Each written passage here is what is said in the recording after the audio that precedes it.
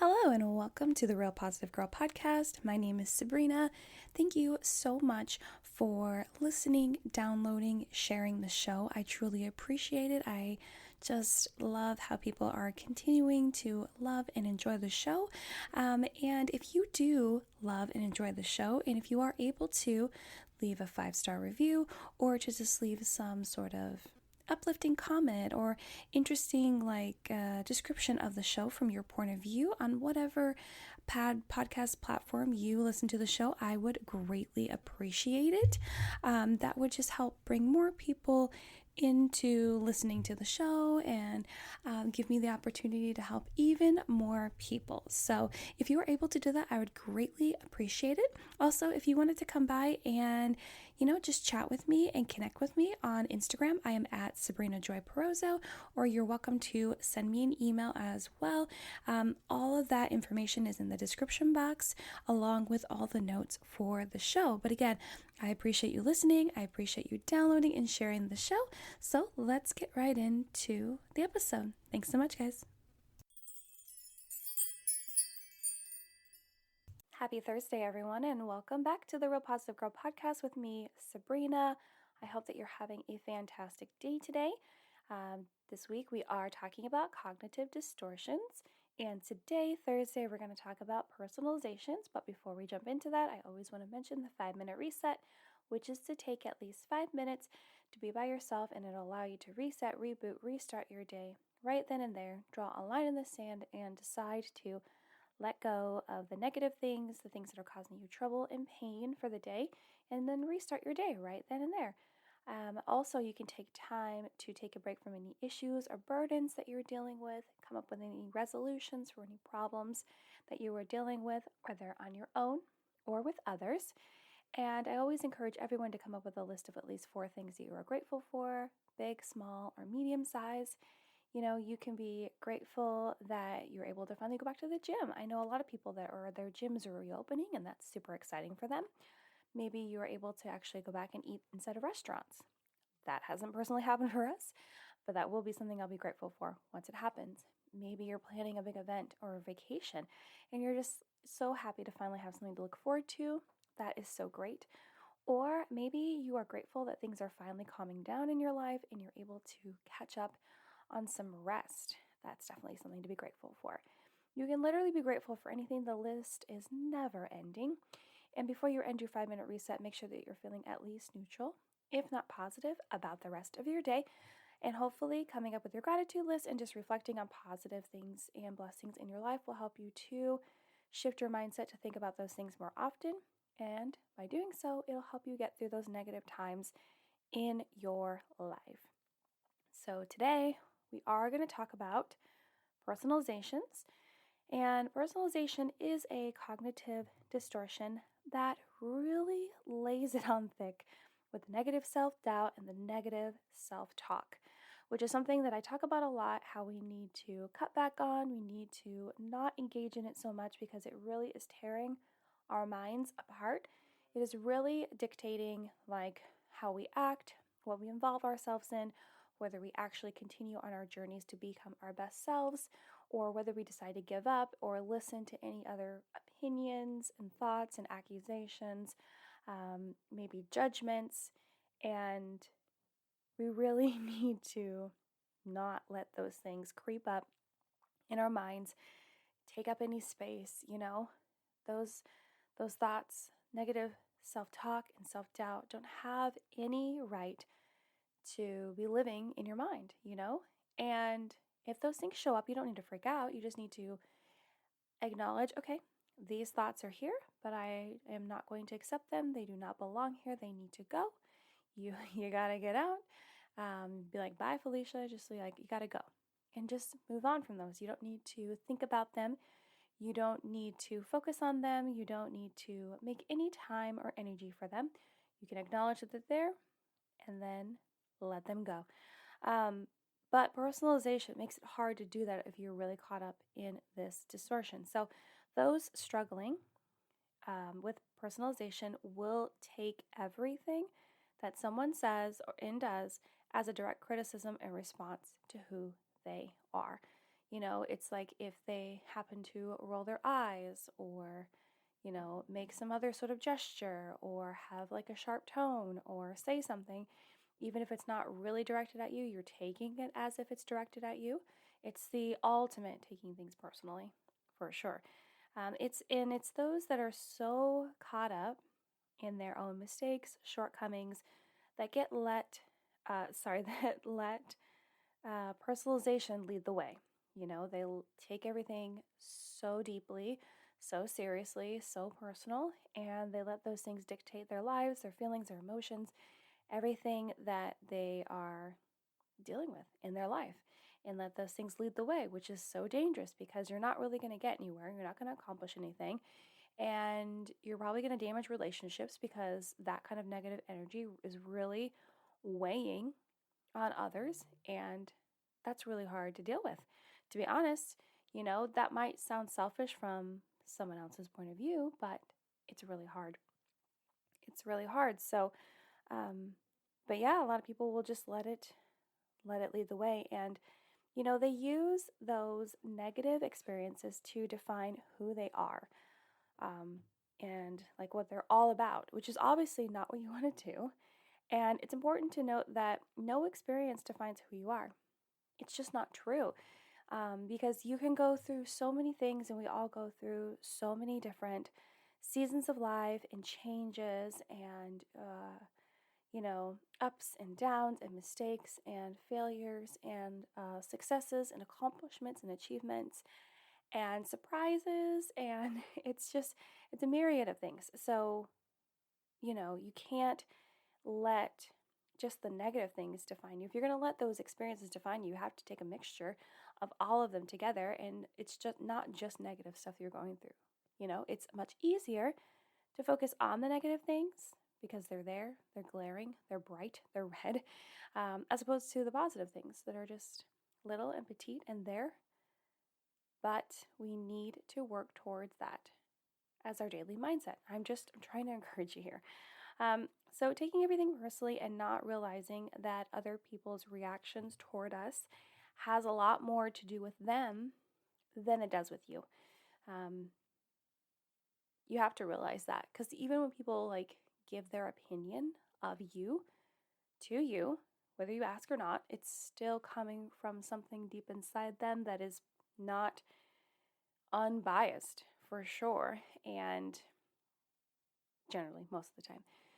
But it's definitely, it's more about them than it is about you. And if you don't know that by now, you need to understand that a lot of times things that, judgments or reactions or opinions or thoughts, coming from someone else, is heavily based in what they know, their own experiences, and what they've seen as an outsider of you, because they don't truly know who you are, your heart, everything involved. So it's definitely going to be more of a projection, for sure. And it's just crazy. But yeah, you do need to understand it. And, it also has to do with heavily comparing yourself to others and deciding that other people are better or smarter than you and putting yourself down on the regular. So continuing like the ultimate comparisons of like, oh, this person's better in these ways, and this person is going to achieve these things, and I'm not for these reasons, and there's no way that I could be like so and so, and there's no way I could do this because so and so's already done it, or they're smarter, or let's list all the people that are smarter than me or are able to do this and I possibly cannot. It's just continually dumping on yourself over and over and over again, and until you hit like a breaking point, for sure. And that might take a while, but it's still going to happen because you can't continually criticize yourself that much on the regular constantly without coming to some sort of breaking point. And that's not anything that I wish on anyone. It's just usually like a reality that will happen. And making everything so personal to you is not only unrealistic, because even if people are reacting to you or have opinions that should be, they want to, say personally about you, for you, it's not, you can't categorize everything that everyone does all the time. as a personal attack or reaction or criticism of you, which is unrealistic. But it's also really selfish. And this might be hard to hear, but if you're constantly thinking that everyone is taking digs at you or saying something about you or giving you the slight or coming down on you, it's just so selfish. It's such a selfish mindset to sit in. Like, why in the world would everything that others do have something to do with you? Like, why? Why? Like, why, I'm not trying to hurt anyone's feelings, but why are you that important that everything that everyone's doing is against you? I understand that there can be situations where bullying is involved and multiple people are getting together to gang up on you, but the reality of that happening all the time forever is pretty low. And the times that it does happen, that sucks. It really does. It's terrible. And again, those people are bullying you because they're projecting their own insecurities and fears on you because they can't handle it themselves, which doesn't make the bullying any easier to take, but at least you can understand. And I don't mean understanding as accepting, just to understand what the problem is here. But it is, it's so selfish. And why can't it just be about them, about the people? Or just a random reaction. A lot of times I have a lot of random reactions where I don't mean anything to anyone. It's literally just me in my mind and reacting to the things that I'm thinking of or trying to decide or figure out or problem solve, and those reactions just play all over my face. Sometimes it's just that, but it might just be about them, and it might just be about something else. It's not always about you. It's just not. The world doesn't revolve around wanting to bring you down. You might think it does because you're having a hard time, because you're going through tough experiences. I get it. It's easy to think that it's your whole world crashing in and no one else. But honestly, you'll be able to cope a lot better if you do tell yourself to stop, take a deep breath, and try to see the situation from a wider perspective to understand and not to diminish what you're going through. No, not at all. Not at all, because everyone deals with pain and emotions differently. However, if you're able to see it from a wider perspective and understand that it's not just all about you and what you're going through and there's many other things that are happening, hopefully it won't hurt as much. That's generally what helps me. But yeah, insecurities are obviously at play here. And if you let those insecurities rule your life, they will ruin your life. I promise you. So let's chat about some ways we can work on personalizing everything so much by not doing it as much. I have 4 tips for you that I want to share with you really quick. So the first one is to accept you're not perfect. You have to accept something I talk about all the time. You have to accept that you make mistakes, failures. You will not always hit your goal. You will not always be successful. And that's okay, because we need those mistakes and those failures and all of those experiences to facilitate growth and change in who we are, so we can continue to be on that path and journey to become our best selves. I talk about it all the time. It's my mission in life to do whatever I can to encourage and motivate and inspire people to become their best selves and do what needs to be done. And everyone's different, so that's why I go through a myriad of different kinds of advice and tips, because everyone's in a different season, everyone's experiencing something different, so it's important to talk about a lot of things. But you have to accept that you're not perfect. You're not going to do everything right. There's going to be a lot of periods of time where you're in a growing phase, and then you're in a struggling phase, and then you're in another growth phase, and then you're in a successful phase. You're just like everything kicking butt left and right. That's awesome. But you have to accept that you're not perfect, so that you can accept when things don't go the way you want them to, so you do not let yourself be taken down by those experiences, because they're merely experiences and growth opportunities. Tip number 2 is to stop caring about what others think. If you need more encouragement about this, I believe it was last week where I did a whole podcast episode on it. If you need more encouragement to, and more specifically encouragement to stop caring what others think, please listen to that. it'll really benefit you. But in a nutshell, if you continue to let what others think about you, whether it's true or not, to you, you will continue to live your life waiting for the acceptance of others that may not come. And why are you allowing other people's opinions of you be valued higher, much higher than your own? Because that's what you're doing if you don't realize it. You are allowing their opinions to be valued much higher than your own. And you might think because they know better, or they're experienced, or they have fame and fortune and success and riches and all the things that you want. But you have to remember that they're in a different season of life. There are so many things you don't know about their experiences, what they've been through, how they got to where they are, despite the fact that they say they're being transparent online. They're not being fully transparent, because not everyone's going to give away every single little detail, nuanced detail of what they've been through to get to where they are. It's kind of impossible. I know some people have done it, but a lot of people aren't, because people want to be authentic and transparent and share some of the hard times, but it's easier to share the good times because they think that they're doing a disservice to people by sharing hard times too often, because they want to be positive and uplifting, which is fine. It's not something that I think that I want to model. I want to be here telling you about the good times right next to the bad times, right next to the mediocre times, neutral times, the boring times, the confusing times. And I want to be able to inspire you that way. I want to be able to motivate you that way. I want to be able to encourage you that way. By being upfront and open to talk about the negative things and the positive things. And two, in the 5-minute reset, I do talk about always focusing more on the positive things to get through the negative times, which I do agree with, obviously. But I'm not saying that you have to be, smiling Sally 100% of the time. Maybe not even 80. I think I smile 70% of the time. Maybe 65. But only because I have such a serious personality too.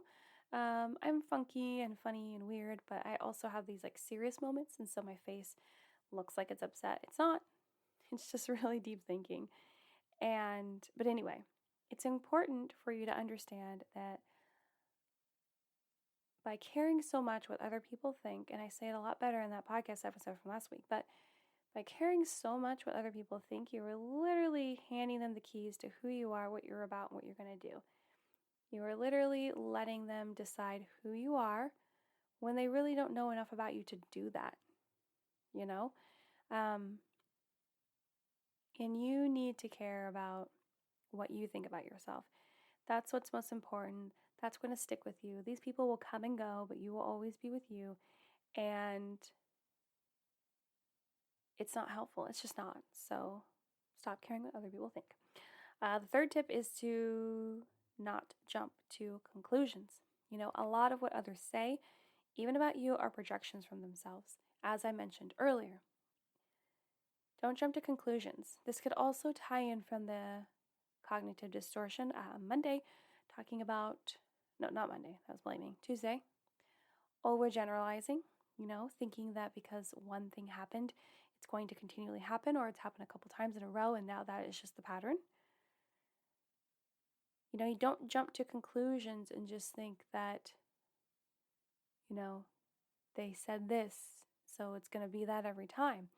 Also, don't jump to conclusions because you're making assumptions and you're just thinking that they feel this way, that they're trying to attack you or come down on you or make you feel bad. That's not the case.